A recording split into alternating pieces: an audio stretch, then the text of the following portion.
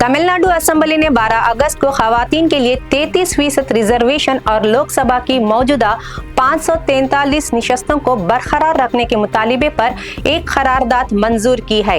ये करारदाद वजीर आला सी जोसेफ विजय ने पेश की, जिस पर तकरीबन 2 घंटे तक बहस हुई और बाद में उसे मंजूर कर लिया गया।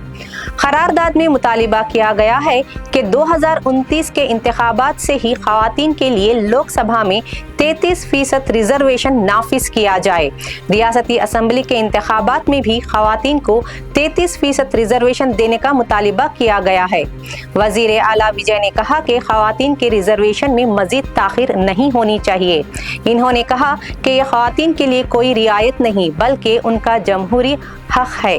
करारदाद में मरकज से ये भी मुतालिबा किया गया है कि मुजवज़्ज़ा हदबंदी के अमल के दौरान उन रियासतों को नुकसान ना पहुंचाया जाए जिन्होंने आबादी पर काबू पाने के इक़दामात कामयाबी से नाफिज किए हैं।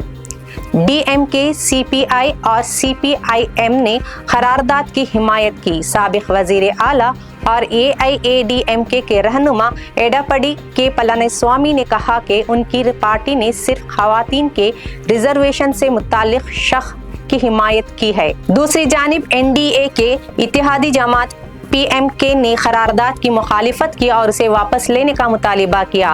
करारदाद की मंजूरी के बाद तमिलनाडु में खवातीन के सियासी रिजर्वेशन, लोकसभा की निशस्तों और आबादी की बुनियाद पर मुजवज़्ज़ा हदबंदी के मामले पर सियासी बहस मजीद तेज हो गई।